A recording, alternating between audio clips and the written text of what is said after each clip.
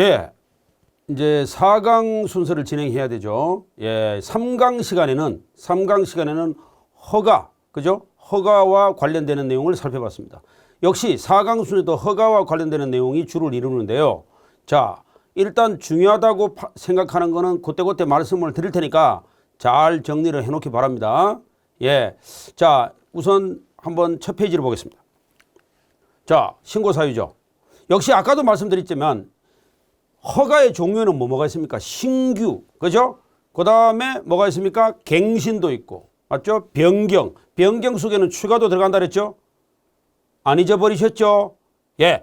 그러면 경비업의 허가를 받은 법인은 지방경찰서 신고하라. 이거는 모르는 사람 없죠. 다만 이런 것도 신고를 해야 된다. 폐업을 했다든지, 그죠? 휴업을 했다든지, 그렇죠? 그 다음에 뭐 대표자나 임원을 변경했다든지. 자, 이거는 좀 B급인데 가끔은 출제가 됩니다. 외워두십시오.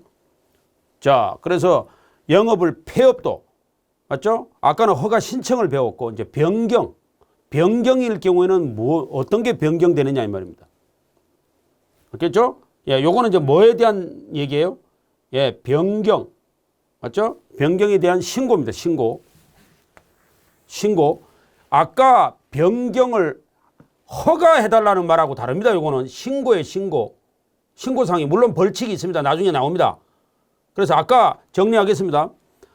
허가의 종류에는 뭐가 있습니까? 신규로 하는 사람, 최초 허가. 그 다음에 또 뭐가 있어요? 예, 그 다음에 변경 수는 추가도 들어간다 그랬죠? 예, 그 다음에 또 뭐가 있다 그랬어요? 갱신. 그거는 허가의 종류고, 요거는 중간에 이제 영업을 하다가 무엇이 변경됐을 때 허가를 내려줬는데 신고, 어떤 변경이 됐다 이 말이야. 그러면 신고를 해줘야 되는 상황이야. 새로 허가를 받아라 이 말이 아니고 신고를 해줘야 되는 상황이야. 이런 게 바로 영업을 폐업한다든지 휴업했을 때 당연히 신고해야 되겠죠. 폐업 허가를 내주십시오 이게 아니죠. 이거는 신고를 해야 되죠. 뭐 폐업하는데 따로 허가를 받을 필요는 없죠. 본인이 안 하겠다는데, 그죠? 그래서 휴업한 때, 그 다음에 대표자 임원을 변경한 때, 대표이사나 임원을 변경했다. 그 다음에 주사무소나 출장소를 신설 이전 또는 폐지한 때, 맞죠? 그래서 외워두십시오. 영법법, 주사무자, 영법주. 자, 영법주, 법인의 명칭, 임원을 변경했다. 그 다음에 법인의 주사무소 출장소를 신설 또는 이전했다. 이런 거죠. 세 가지.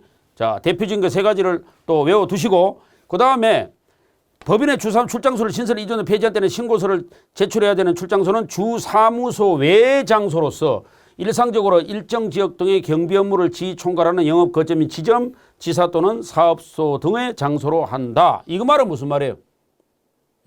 출장소는 주사무소 말고 다른 지역에 있을 수 있죠. 거기에 대한 내용입니다. 뭐 그거는 읽어보셔도 되는데 1번, 2번, 3번은 영법주는 좀 기억하셔야 된다. 그 다음에 요런 것도 바로 기억을 하셔야 됩니다. 신고할 사항입니다. 신고할 사항이 뭐가 있다? 기계경비 업무의 수행을 위한 관제시설을 신설 이전 또는 폐지했다. 관제시설 이따 나옵니다. 그때 소개를 하겠습니다. 그 다음에 특수경비 업무를 개시하거나 종료를 했다든지, 그 다음에 그 밖에 대통령이 정하는 중요사항을 변경했다든지, 정관을 변경했다든지. 정관이라는 말은 무슨 말인지 아까 말씀드렸죠. 예, 그래서 그런 거. 영법주, 그 다음에 기특대. 자, 영법주, 기특대. 자, 요런 거를 영법주, 기특대 요거 외워두십시오. 요거는 신고사항입니다. 신고사항. 예. 그 다음, 신고기한이죠. 예. 허가 또는 신고의 절차 및 신고기한 등 허가 신고의 필요한 사항은 대통령으로 정한다. 자, 요 다음에 B급 하나 나오죠. 예, 요겁니다. 자, 7777입니다. 외우기 좋죠? 7777. 폐업한 때로부터 며칠? 7일. 요것도 10일로 살짝 바꿔서 나올 가능성이 있죠. 그 다음에 7일. 그 다음에 폐업한 날부터 7일이네. 휴업한 날부터 7일이네. 맞죠? 제출시로는 읽어보시고요. 7777 외워두시고, 요것도 깊이 들어가면 또 요게 7일 이내가 무슨 뜻이냐? 맞죠? 7일 이내가 뭐냐면, 그러면 요 7일 이내라는 말은 뭐냐면 어차피 자, 오늘이 만약에 폐업한 날부터 7일이라는 말은 오늘이 만약에 10일이라고 칩시다. 그러면 오늘이 몇 시까지 10일입니까? 24시까지죠. 그렇죠? 그러면 11, 12, 13, 14, 15, 16, 17까지잖아. 그러니까 어차피 10일 날이 영업을 종료했다면, 맞죠? 폐업을 했다면 어차피 24시는 넘어가잖아요. 그래서 폐업한 시점부터란 말은 10일 날 폐업을 했다면 어차피 10일은 24시까지가 10일이잖아요. 그래서 어차피 다음 날로 넘어가잖아요, 이게. 그래서 하나, 둘, 셋, 넷, 다섯, 여섯, 일곱, 17일까지 17일 이내, 그렇죠? 17일 이내 서류를 신고를 하면 된다. 맞죠? 그 얘기입니다. 뭐 그렇게까지야 시험 문제 안 나오지만 7일이라는 개념이 언제부터 또 7일이냐. 맞죠? 그렇게는 시험에 안 나오지만 그 개념은 좀 알아두시라 이 말입니다. 아시겠죠? 예, 그런 뜻입니다. 자, 그래서 이런 거. 그 다음에 누구한테 낸다고요? 당연히 지방경찰청장. 신고, 요거는 허가 서류가 아니고 신고 서류입니다. 예, 폐업하는데 뭐 따로 허가 받을 필요 없잖아요. 예, 그래서 신고만 하면 되죠, 요거는. 자, 그 다음에 다음 봅니다. 30일 이내 신고하는 거. 아까 7일 이내 신고하는 게 4가지 가지고 그럼 7777. 맞죠? 그 다음에 요거는 30일 이내 신고합니다. 그 사유가 발생한 날로부터 30일 이내 하면 된다. 요것도 30일 이내 신고해야 될 거. 법인의 명칭이나 대표지명을 변경했다. 법인의 주 사무소나 출장소를 이전 또는 폐지했다. 기계경비의 수행을 위한 관제서를 신설 또는 이전을 폐지했다. 그 다음에 특수경비 업무를 개시하거나 종료했다. 그 다음에 그 밖에 대통령이 정하는 중요사항, 맞죠? 을 병행했다. 여기 특수경비 업무 있죠. 를 개시하거나 종료했다. 이런 거. 그 다음에 기계경비 업무의 수행을 위한 관제서를 시전 또는 이전 폐지했다. 요거는 30일 이내 신고사항이 됩니다. 30일 이내. 그래서 시험 문제 충분히 나올 수 있죠. 다음 중, 박스 문제로 나올 수도 있죠. 다음 중 30일 이내 신고하는 사항이, 30일 이내 신고하는 사항이 아닌 것은 몇 개 있느냐. 이런 식으로도 나올 수가 있죠. 예. 자, 일단 30일 이내 신고하는 거, 이런 것들도 좀 봐놓으시고, 뭐 시험에 썩 잘 나오는 건 아닙니다. 자, 그 다음, 법인 명칭. 자, 기일, 제출시효라, 사유 발생이 30일 이내죠. 서류는 이러이러한 것들이 있다. 뭐 서류가 뭐 들어가느냐. 이거는 시험에 잘 나오는 건 아닌데, 일단은 법인 명칭 변경은 변경신고서. 맞죠? 하여튼 신고서는 다 들어가야 돼요. 신고서는 다 들어가야 되잖아요. 변경을 하든, 맞죠? 예. 신고서는 다 들어가야 되죠. 신고서는 다 들어가야 되잖아요. 배치 신고를 하면 배치 신고가 들어가야 되는 거고, 신고서는 다 들어가야 됩니다. 예. 신고서는 다 들어가야 된다. 예. 자, 그 다음에 사유 발생부터 30일 이내, 예. 정관의 목적 변경. 맞죠? 변경 신고서. 법인의 정관. 이걸 왜 내겠어요? 정관의 목적 변경이 됐으면 원래 있던 정관을 제출해야 되잖아요. 그래야지 그걸 찢어버리고 새로운 정관을 줄 거 아니에요. 그 얘기죠. 그래서 바로 이런 원본, 허가증의 원본, 변경신고라면 원본을 제출해야 돼 있잖아. 이것도 그렇게 그냥 외울 게 아니고 허가서를 갖다 줘야 변경을 해가지고 원래 있던 건 찢어버리고 바로 변경된 걸 줄 거 아닙니까? 항상 제출하고 받는 거예요. 주고 제출받는 게 아니고 제출하고 받는 겁니다. 그래서 이런 거. 자, 그 다음 이것도 그냥 외울 게 아니고 명칭을 변경하려면 원본은 제출해야 되잖아요. 그래야지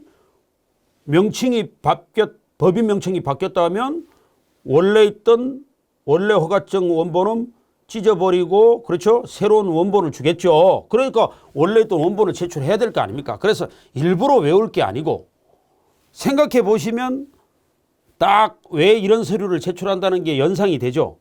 예, 그래서 이런 거 뭐 법인 명칭이 변경됐을 때 제출되는 서류가 뭐냐, 이렇게는 시험에 잘 안 나오죠. 그렇게는. 예, 그래서 일단은 그래도 우리가 공부를 할 때 바로 어느 정도 연관 짓는 거 맞죠? 개념 파악, 이해 먼저 한다는 거, 이해 먼저 하고 암기에 들어가는 거, 이런 걸 항상 좀 유념하셔야 됩니다. 암기 자꾸 먼저 하고 이해로 가는 거는 거꾸로 공부하는 거니까 이해를 먼저 우선적으로 하고 그 잘 안 되는 거는 암기를 하더라도 암기 먼저 자꾸 하려고 하는 습성은 버려야 됩니다. 공부하실 때. 네. 그래서 이게 왜 이럴까? 이 법이라는 거는요, 항상 만들어질 때 그 취지가 있어요. 왜 이런 법을 만들었을까? 이 취지가 있죠. 그래서 그거를 가급적이면 좀 설명을 드리려고 그러는데, 자, 이제 자꾸 이제 그 강의 수가 진행되면서 그 이유를 좀 설명을 또 따로 잡아서 하겠습니다. 자, 일단은 한번 보세요.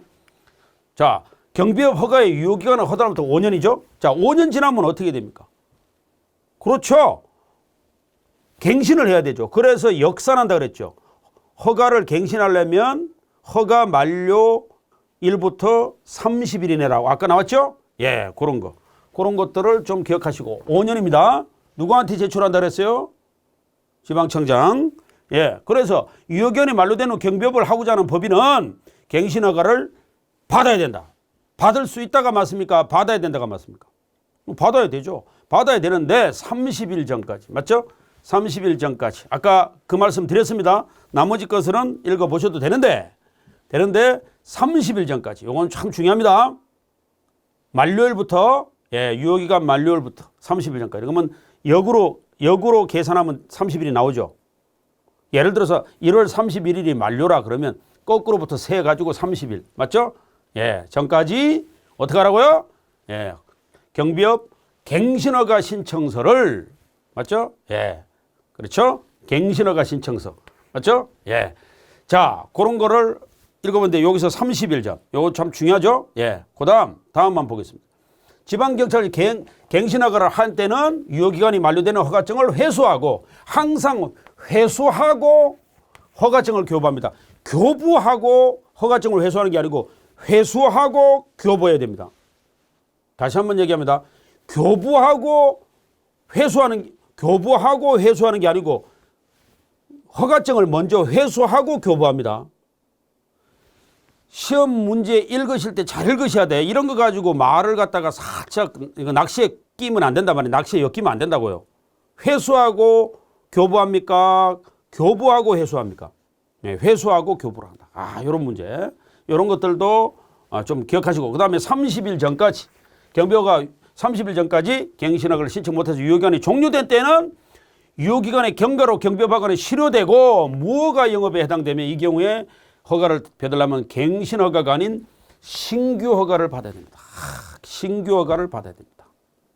맞죠? 만약에 유효기간이 경과됐으면 어떻게 돼요? 무허가 영업에 해당됩니다. 네. 그래서 신규허가를 받게 되면 어떻게 돼요? 엄청난 불이익이 가죠. 이것도 디테일하게 실무적으로 소개하면 이제 신규허가를 받아버리면 그동안의 실적이 다 날아가 버립니다. 무슨 실적? 뭐 입찰 실적이라든가 뭐 경비, 그죠? 경비 실적 있잖아요. 그동안에 어디를 어떤 도급을 받아서 어떤 경비 업무 수행을 했는데 이런 실적이 다 날아가 버립니다. 그러면 예를 들어서 입찰을 한다든지 뭐 이럴 때 굉장히 자격 요건에서 불리해지죠. 왜냐하면 그동안의 실적을 가져오라니까. 거의 현실적으로 낙찰되기는 거의 어렵겠죠. 이런 디테일한 실무적인 부분은 나중에 또 소개할 시간이 있습니다. 일단은 흐름 파악에만 주력을 하십시오. 지금은. 예, 그 다음에 예, 특수경비업자의 업무. 이 특수경비는 아까도 자본금 얘기를 했고 3억 얘기를 했죠. 그 다음에 국가중요시설 등, 맞죠? 국가중요시설. 자, 그 다음에 특수경비업자의 업무 개시 전에 조치. 자, 비밀취급인가? 여기서 국가중요시설은 또 두 개로 나누죠. 1강 시간이니까 나왔죠. 국가정보원장이 지정하는 국가보안목표시설이 있고, 그 다음에 국방부 장관이 정하는 통합방위법상 국가중요시설이 있고, 그것도 뭐 가급, 나급, 다급, 뭐 기타급도 있고 있는데, 그거 기억나십니까? 그래서 특수경비업자는 맞죠?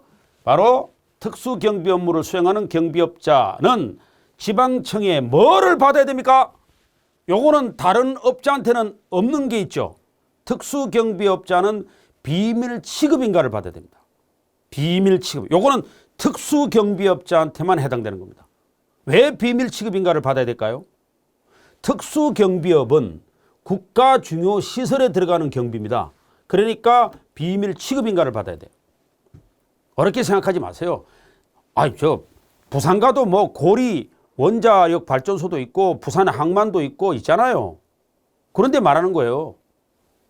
그래서 왜 이제 그 부산 고리 뭐 핵시설 원자력 발전소 이런 거 있잖아요. 거기에 보면 이제 국가 중요 시설 안에 들어가는 경비원들이 특수 경비원이잖아요. 그걸 말하는 겁니다. 물론 그 안에도 들어가면 이제 가장 핵심 시설에는 청원경찰이 있고 그 외곽지에는 또 특수경비원이 종사하고 있는데 그거는 나중에 배웁니다.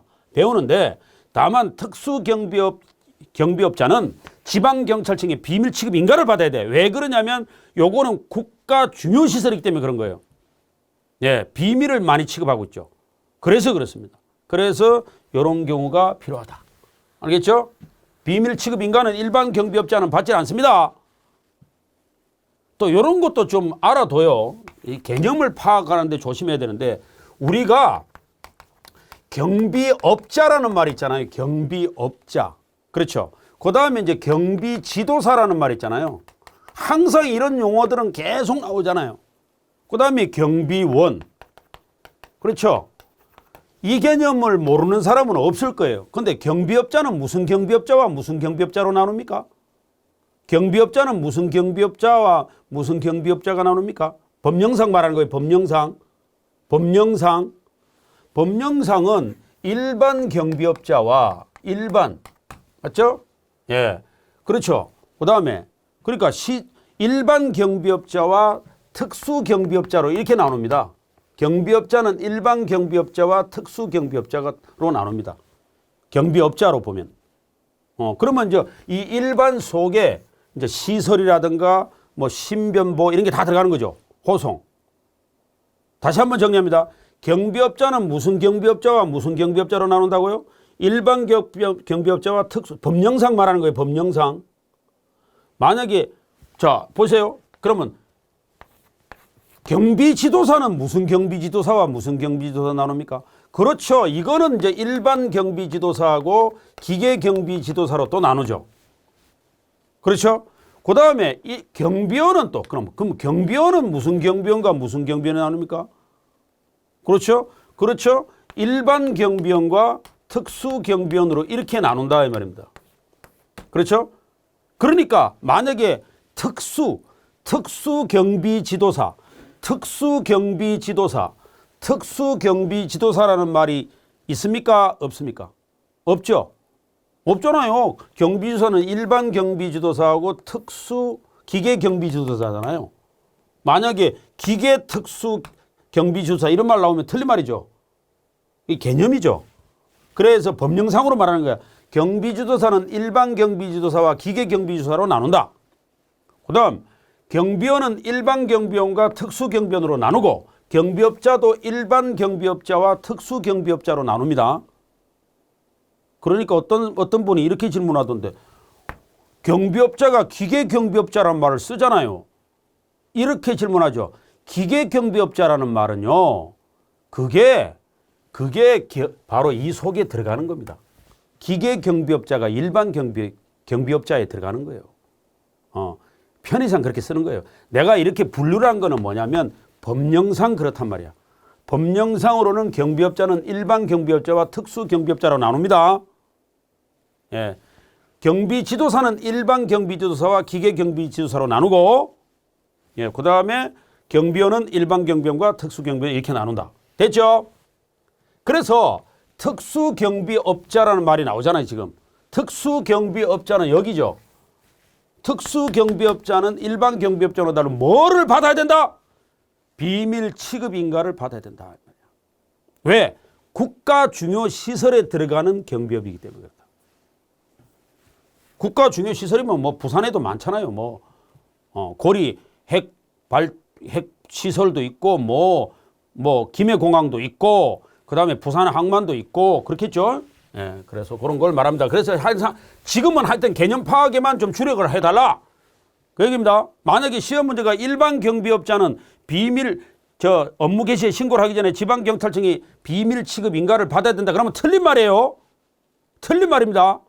예, 그다음 보안 측정. 그렇죠. 보안 측정은 누구한테? 특수경비업자에게 비밀 취급 인가를 하고자 하는 때는 특수경비업자로 하여금 경찰청장을 거쳐, 그렇죠. 국가정보원장에게 보안. 왜 국가정보원장입니까? 국가 보안 목표 시설을 정하는 사람이 국가정보원장이에요. 물론 통합방위법상으로는 국방부 장관이지만, 그래서 특수경찰청 누구를 거쳐서요? 경찰청장을 거쳐서 국가정보원장에게 보안 측정이라는 말이 무슨 말이에요? 보안 측정이라는 말. 그렇죠. 이 보안 측정이라는 말은 여기 이런 말 있죠. 예, 보안 측정. 이 사람이 비밀, 그러니까 기관도 그렇고 사람도 그렇고 비밀, 여러 가지 이제 신원조회도 들어가고 다 들어가겠죠. 얼마나 보안을 유지할 수 있을까 뭐 등등.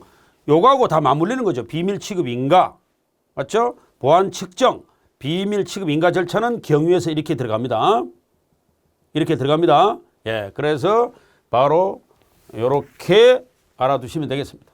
보안 측정은 뭐라고요? 국가정보원장에게 보안 측정을 하도록 해야 된다. 진단을 내려보라 이 말입니다. 진단. 얼마나 보안 유지가 이 사람한테 허가를 내줄 때 가능하냐 등등. 또 이 시설에 대해서 몇 급에 해당되는 비밀 시설에 해당되나 이런 거죠. 포괄적으로 들어가는 거죠, 이게. 자, 그다음에 그 경찰청장을 거쳐서 갑니다. 지방청장이 국가정보원장에 바로 다이렉트라는 게 아니에요.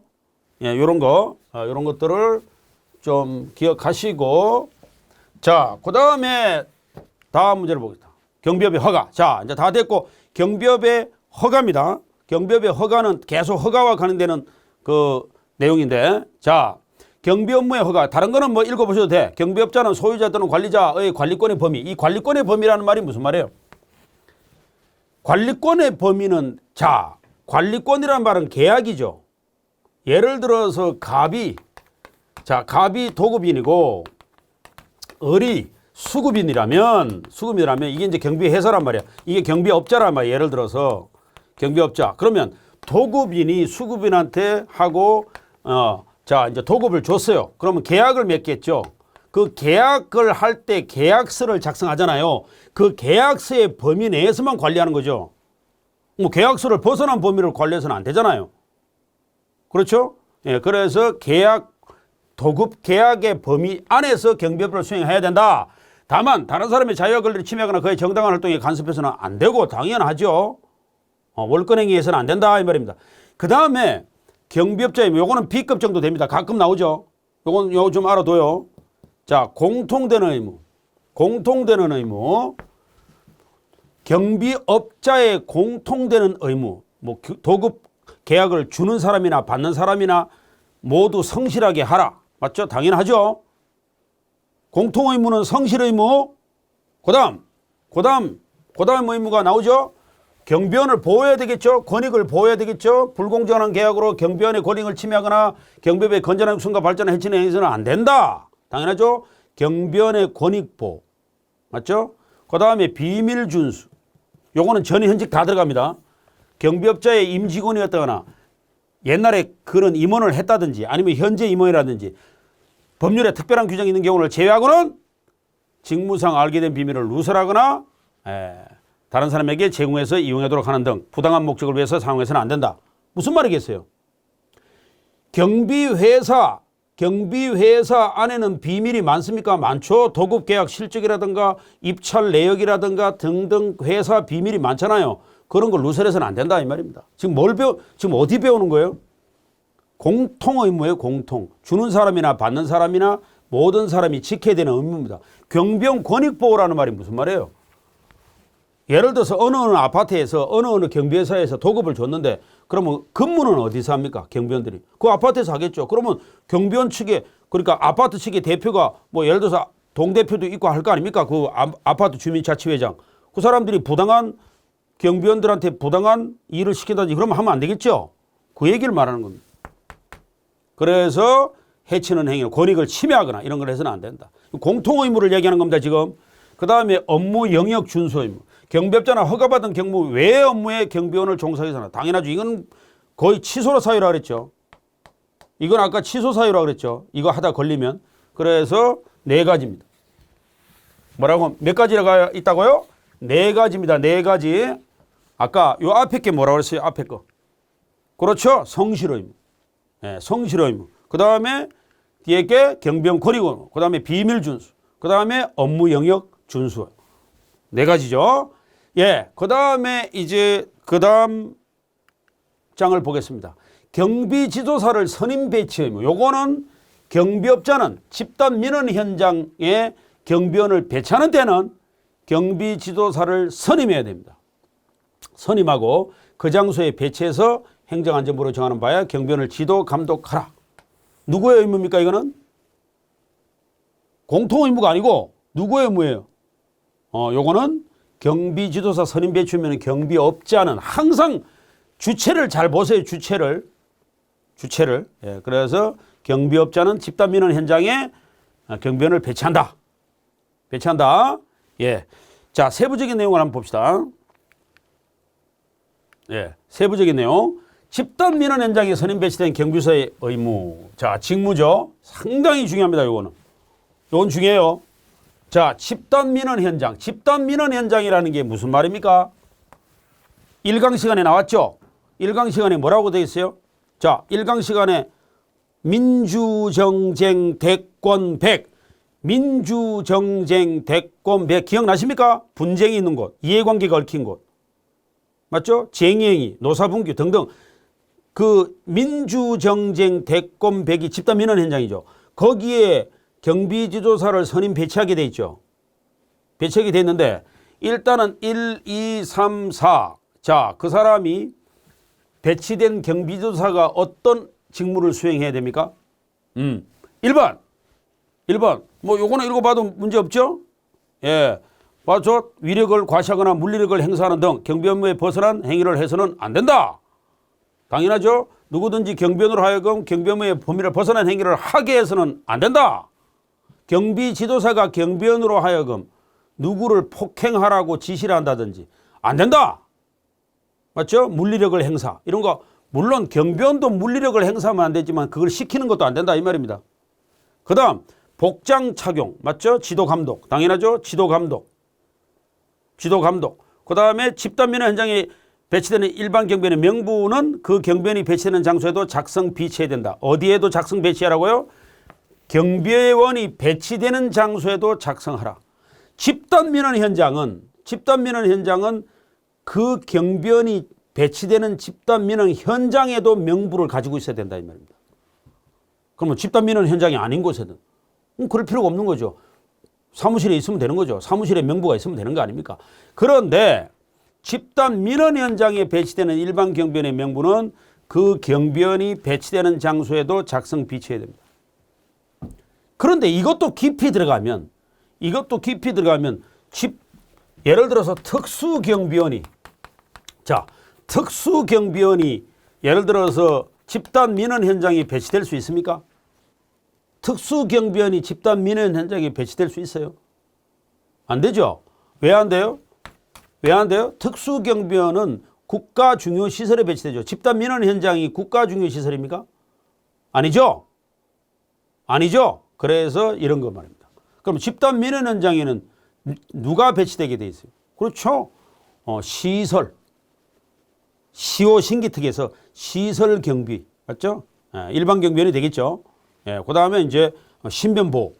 요런 경비원이 배치되게끔 되어 있습니다. 그래서 특수경비원은 집단 민원 현장에 배치가 될 수가 없습니다. 자, 그런 거. 자, 지금 어디 공부하고 있습니까? 지금 어디 공부하고 있어요? 집단 민원 현장에 배치되는 경비지도사가 하는 일입니다. 하는 일은 지도감독. 근데 명부는 누가 작성해요? 경비지도사가 하는 거죠. 경비지도사 일이니까. 그 다음에 이제 위해 방지. 맞죠? 경비원 등의 의무 위반 행위 예방 및 제지. 경비원 등이 일탈하지 않도록 범위를 벗어난 행위를 해서는 안 되기 때문에 바로 그 경비원의 범위를 벗어나는 행위를 제재하게끔 경비지도사가 제재할 의무가 있다 이 말입니다. 제재하고 예방할 의무가 있다 이 말입니다. 그런 거.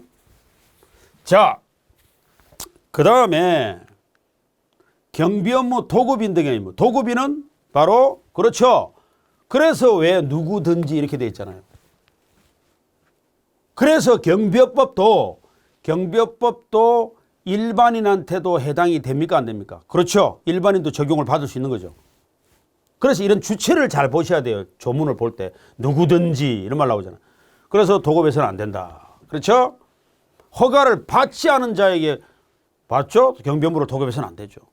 그래서 그 도급 계약을 줄 때도 지금 계약을 맺는 저 경비업자가 허가를 갖고 있는지 없는지 확인하는 의무가 있는 거죠. 그게 도급인이죠. 도급인의 업무죠. 요거는 누구한테 관련되는 업무예요? 아까 공통된 의무는 다 해당되는 거고 요거는 도급인한테 관련되는 의무예요. 그 다음에 직접 고용 제한 의무. 자, 요거는요 하나 중요한 게 있는데 집단 민원 현장에 경비 인력을 20명 이상 배치. 몇 명이라고요? 20명 이상 배치하려고 할 때는 그 경비 인력을 직접 고용해서는 안 되고 몇 명? 경비 인력을 20명 이상 배치하고 할 때는 직접 고용해서는 안 되고 경비업자에게 경비 업무를 도급해야 됩니다. 20명 이상이야. 경비 인력을 20명 이상 배치하고 할 때는 하려고 할 때는 20명입니까? 10명입니까? 20명 이상이죠? 요런 거 조심해야 됩니다. 요런 거. 그 다음에 예외가 있죠. 예외가 있죠. 그 말은 뭐냐면 시설투등이 집단민원 발생 3개월 전까지는 직접 고용할 수 있다. 요거는 예외 규정입니다. 요거는 원칙이고. 몇 개월 전까지요? 집단민원 현장 발생 3개월 전까지 직접 고용해서 경비업무를 수행하는 피고용인의 경우에는 그러하지 아니하다 이 말입니다. 발생 3개월 전이라고 했습니다. 발생 3개월 전. 예. 그래서 그런 거. 요것도 2개월 전. 뭐 이런 식으로 살짝 바꿔서 내죠. 예. 그래서 요럴 때는 그러하지 아니하다. 맞죠? 그러하지 아니하다 이 말은 무슨 말이에요? 직접 3개월 전까지 직접 고용해서 경비 업무를 수행하는 피고인의 경우에는 바로 이렇게 경비업자에게 경비업무를 반드시 도급해라는 규정이 적용 안 받는다 이 말입니다. 그래서 그런 거. 자, 그 다음에 도급자의 영향력 행사. 자, 경비 업무를 도급하려는 자는 경비 업무를 수급한 경비업자의 경비원 채용 시 무자격자나 부적격자를 채용하도록 관여하거나 영향력을 해서는 안 된다. 무자격자나 부적격자 등을 채용하도록 관여하거나 영향력을 행사해서는 안 된다. 여기서 무자격자하고 부적격자는 같은 말입니까? 다른 말입니까? 다른 말이죠. 무자격자라는 말은 경비원 결격 사유에 해당되는 사람이에요. 경비원 결격 사유에 해당되는 사람을 나중에 배우죠. 예를 들어서 뭐 심신상실, 뭐 피한정, 파산 선고를 받은 사람이라든지 이런 사람을 채용하십시오. 이렇게 하면 돼요? 안 되죠. 부적격자라는 말은 무슨 말이에요? 부적격자라는 말은 이런 겁니다. 예를 들어서 자격은 있는 것 같은데 경비원은 할 수는 있는데 그런데 부적격자라는 말은 범위가 있죠. 대통령령으로 정한다 이렇게 했죠. 무자격자 및 부적격자의 구체적인 범위는 대통령령으로 정한다. 이 말은 부적격자는 좀 이런 사람들입니다. 도덕적으로 좀 결함이 많은 사람들. 예를 들어서 예를 들어서 형수하고 바람이 났다든지 드릉등 이런 게 있겠죠. 이런 사람을 채용하도록 관여하거나 영향력을 해서는 안 된다 이 말입니다. 그래서 그런 거. 그래서 무자격자와 부적격자는 그 범위는 대통령령에 규정이 돼 있다 이 말입니다. 예. 그래서 그런 거. 자, 채용하도록 관여하거나 영향력을 해서 채용이라고 그랬습니다. 자격도 안 된 사람을 채용하라 이런 행사는 못 한다는 거죠. 그럼 거꾸로 이거는 할 수 있어요? 예를 들어 처음에는 잘 몰랐는데 무자격자야. 나중에 확인해 보니까 부적격자야. 채용이죠, 채용. 이런 거 있잖아요. 채용이 돼가지고 채용할 때는 그게 몰랐어. 근데 나중에 보니까 부적격자야. 이걸 잘라버리라고는 할 수 있습니까? 할 수 있어요. 그건 상관없죠. 예를 들어서 시설주가 도급인이 그 시설에 대해서 장이 예를 들어서 내 시설에 이 사람 난 도저히 매일 출근하는데 매일 얼굴 보는데 나 이거 기분 안 좋아. 이거 잘라버리라고 할 수는 있죠. 채용이라 그랬잖아. 무자격자나 부적격자를 채용하는 걸 해서는 안 돼. 채용하라고 영향력을 행사해서는 안 된다 이 말이야. 그래서 항상 이 법과목이라는 거는 그 항상 조문을 가지고 법조문에 충실해서 내는 경우도 있고 법리를 해석하는 문제도 있단 말이에요. 이게 나중에 제가 한 말씀 한번 드리겠는데 자꾸 이런 걸 비틀어내죠. 이렇게 내면 또 헷갈립니다. 무자격자나 부적격자 등을 채용이란 말을 살짝 빼고 맞죠? 해고토록 또 이렇게 말을 바꾸면 어떻게 돼요? 또 헷갈리잖아요. 봐. 그런 얘기죠. 그래서 그런 문제들을 이제 문제풀이나 이런 걸 통해서 많이 연습을 해야 돼요. 예, 그다음에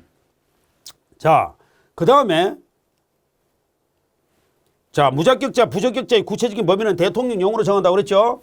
예, 그다음에 시설경비, 신변보호, 맞죠? 호선경비 또는 기기경비, 결격사유. 자, 앞에 걸 잠깐 봅시다. 예, 그래서 일단 구체적인 범위에 대해서는 나와 있고요. 그다음, 그 시설경비, 신변보호 업무, 그다음에 집단면허 이제 시설경비는 제외한다. 호선경비 또는 기계경비에는 그 결격사유 있죠. 결격사유.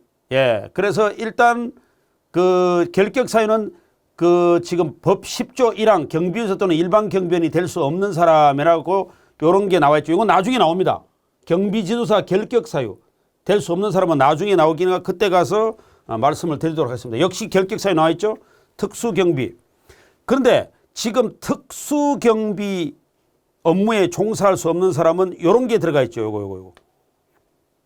그래서 시설경비나 신변보호 업무나 맞죠? 호송경비 또는 기계경비에는 결격사유에는 경비지도사 또는 일반 경비원이 될 수 없는 사람이 다 공통으로 들어가는데 요것도 포함이 된다 면 요거 아동 청소년 성하고 관계되는 거.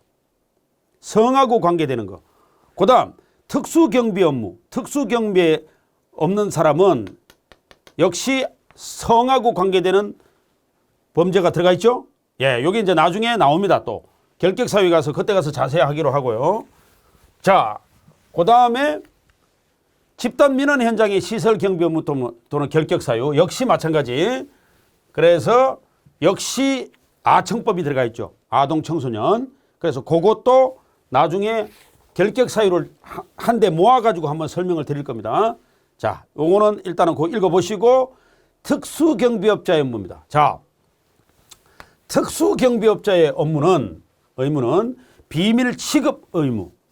네, 아까 비밀 취급 인가를 국정원장이 관여한다 그랬죠. 비밀 취급 특수경비업자는 그런 의무가 있습니다. 그리고 요건 누구의 의무예요? 국가 중요 시설을 업을 관리하는 특수경비업자의 의무입니다. 그래서 비밀 취급 의무.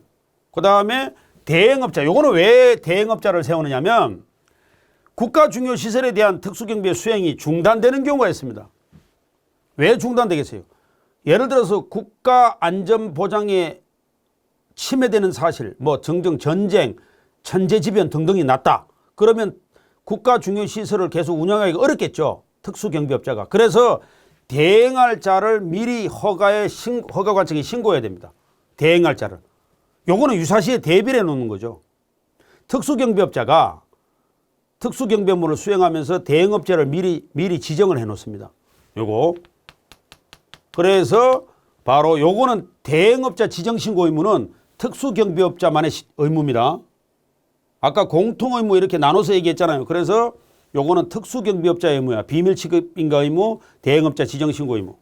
그 다음에 그렇죠.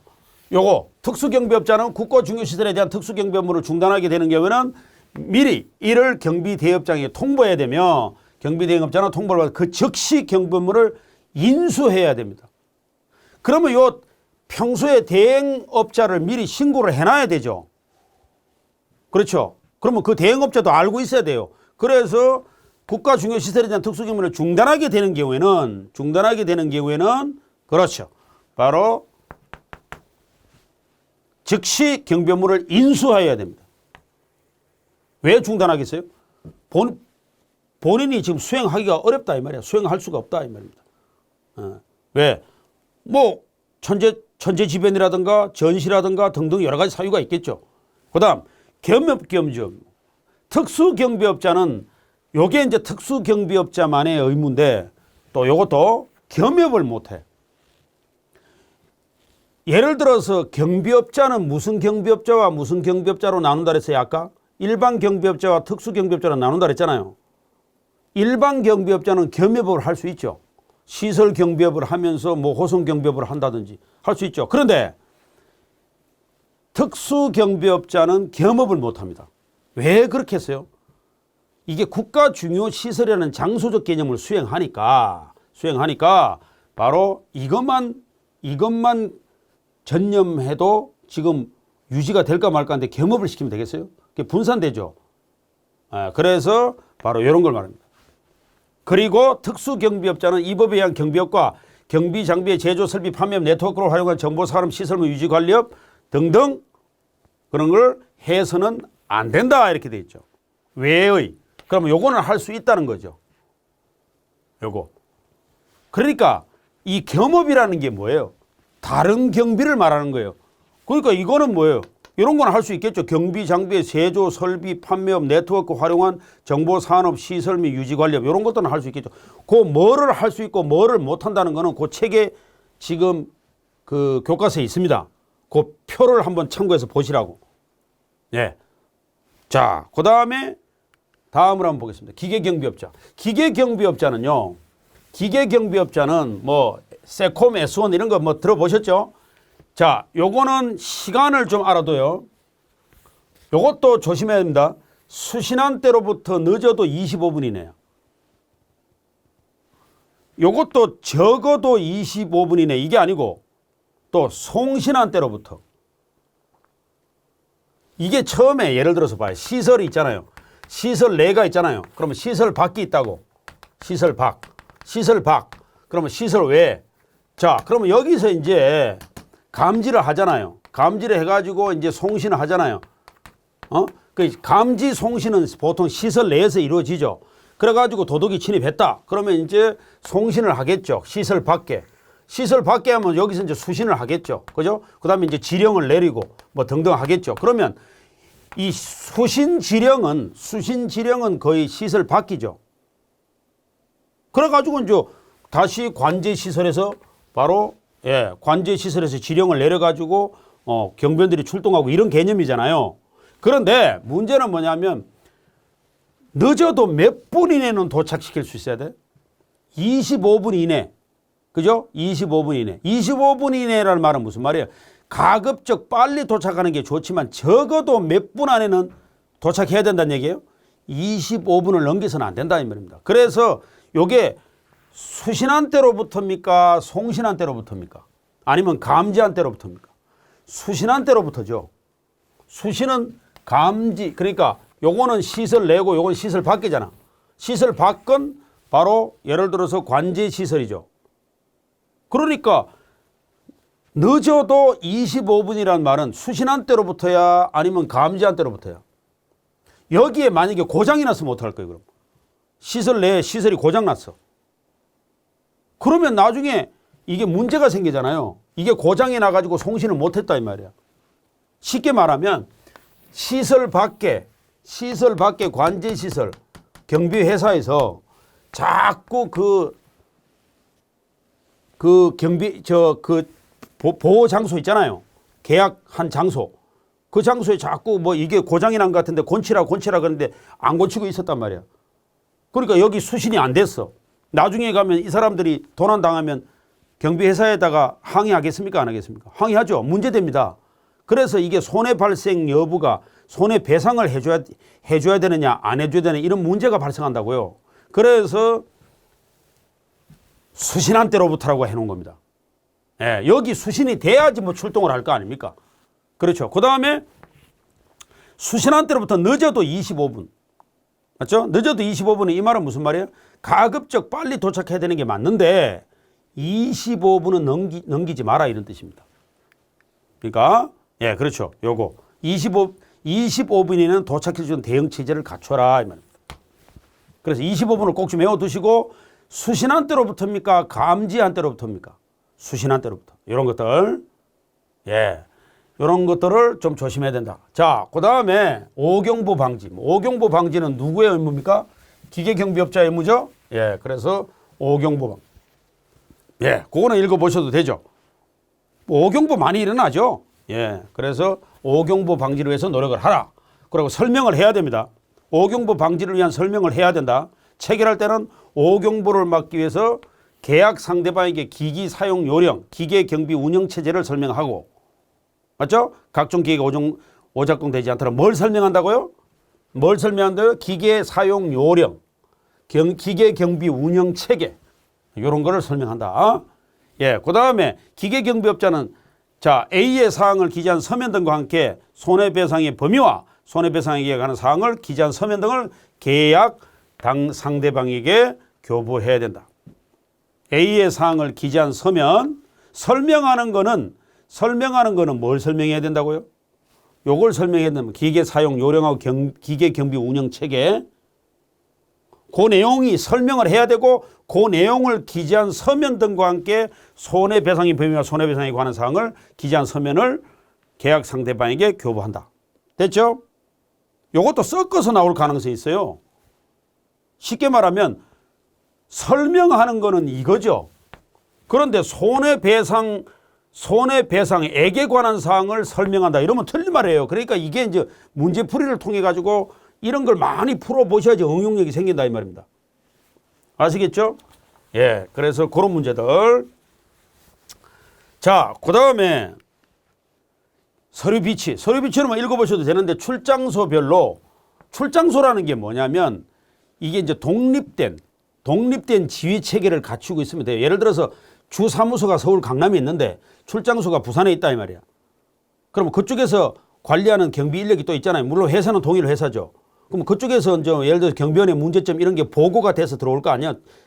독립된 지휘 체계를 구축하고 있다 이 말이야. 출장소는. 맞죠? 예, 그래서 기계경비업자는 출장소별로 서류를 아래 사항과 같은 서류를 갖춰놓고 있어라. 요거는 읽어보셔도 돼요. 자, 그래서 관련 서류를 배치하라. 요런 서류를. 예. 자, 그 다음에 예. 그래서 이 서류들은 몇 년간은 보관한다? 예, 1년간은 보관한다. 1년간은 보관한다. 자, 일단은 여기까지의 의무는 다 살펴봤습니다. 그래서 요걸 압축해서 요약을 하면은 자, 요렇게 정리를 할 수 있다면 경비업자의 아까 했던 거 경비업자의 공통 의무는 요겁니다. 관리권의 범위라는 게 뭐예요? 계약을 했잖아요. 그 계약의 범위 내에서 관리한다. 그 여기서 공통 의무라는 말은 계약을 준 사람은 도급인이고 받은 사람은 수급인이잖아요. 이 사람들이 다 지켜줘야 될 의무를 말하는 거예요. 공통 의무. 그 다음에 성실 의무, 경비원의 권익을 보호하라, 비밀 준수를 해라, 업무 영역 준수를 해라 이런 거죠. 업무 영역 준수. 아까 말씀드렸고 특수경비업자는 요게 5탄이에요. 기계경비업자죠. 예, 기계경비업자로 바꿔놓으십시오. 5탄에. 그래서 기계경비업자는 오경보 방지 의무, 서류 비치 의무, 대응체제 구축을 하라. 그 얘기죠. 예, 그 다음에 요거 특수경비업자는 비밀 취급, 대행 특수경비업자 요거 대행이라는 거 아까 나왔죠. 예, 그 다음에 이제 비밀 취급 인가. 이런 거는 이제 국정원을 통해서 비밀 취급 인가를 받는다 그랬고 업무 중단에 따른 통보. 누구한테 통보해 준다 그랬어요? 대행업체한테. 그 다음에 특수경비업자의 겸업금지. 겸업금지라는 말은 다른 경비를 못하고 거기에 전념하라 이런 말이죠. 물론 특수경비업자가 할 수 있는 업무는 교과서에 그 표를 보시면 됩니다. 할 수 있는 게 몇 가지 있죠. 그 표에 보면 그거는 읽어 놓으시기 바랍니다. 자, 다 됐고요. 그 다음에 경비업자 도급인. 이 도급인은 아까 말씀드렸지만 그 계약 업무를 주는 사람이 도급인이죠. 예, 당연히 허가 받지 않은 사람한테 도급을 줘서는 안 되죠. 그 다음에 직접 고용. 맞죠? 직접 고용. 이 직접 고용 제한 의무는 집단 민원 현장에 경비원 20명 이상을 인력을 배치하고 할 때는 직접 고용에서는 절대 안 돼. 몇 명 이상? 20명 이상. 물론 예외가 있다 그랬죠. 아까 3개월. 기억납니까? 예. 그런 거는 예외가 있다 그랬죠. 그래서 요거는 원칙을 말씀드립니다. 원칙적으로. 그죠? 예. 요렇게 정리를 했습니다. 자, 일단 그 4강 순서를 다 마쳤습니다. 마쳤는데 여기에 핵심은 뭐냐면 의무 있죠. 공통 의무가 있고 특수경비업자의 업무가 있고 기계경비업자의 의무가 있고 이런 것들은 반드시 숙지를 좀 해놓으셔야 됩니다. 예, 의무들은 좀 숙지를 좀 하셔야 되고, 자, 그리고 오늘 그 공부한 내용 중에 핵심은 그래도 몇 가지를 정리하면 아까 3강에서 했던 내용 중에서 자본금 얼마 이런 거 있죠. 경비인력 얼마, 허가 요건 이런 것들이 굉장히 중요하고 4강에서는 이런 의무를 좀 잘 알아두십시오. 의무. 그래서 이런 것들만 잘 체크하시면 뭐 아까 25분 이내 수신한 때로부터 이런 거 맞죠? 이런 것들을 잘 체크하시면 됩니다. 자, 뭐 4강까지 허가 관계로 참 살펴봤는데 허가 관련해서는 한 개 정도는 나온다고 봐야 됩니다. 자주 뭐 시험 문제가 그 파트에서 잘 나오고 이런 건 아닌데 한 개 정도는 나온다고 봐야 되고 많이 나오고 많이 출제가 되고 하는 파트는 아닙니다. 예, 그래서 나중에 4강이 아니고 4장 순서 경비원과 경비지도사 요 파트 있죠. 그 파트가 출제율이 가장 높은 파트입니다. 그래서 그 파트 할 때 좀 잘 유념하셔가지고 잘 따라오시면 되고요. 지금 공부한 내용들은 쭉 그렇게 개괄적으로 흐름을 살펴보는 겁니다. 아주 디테일한 부분 이런 것들은 좀 빼고 말씀을 드리는 거예요. 예, 그래서 수업 난이도를 지금 현재 기본 이론 시간에는 수업을 처음 듣는 분, 처음 입문하시는 분 기준에 좀 맞춰서 진행을 하다가 나중에 문제풀이라든가 또 시험을 앞두고 한 2달 전, 한 달 전에 핵심 요약 특강 이런 거 할 때는 또 고난도의 문제도 풀어보고 거기에 대한 설명을 충분히 해드릴 것을 약속을 합니다. 자, 오늘은 여기까지 하고 다음 시간에 쉬셨다가 다음 시간에 5강 순서를 하도록 5강 순서를 이어서 하도록 하겠습니다. 수고 많이 하셨습니다.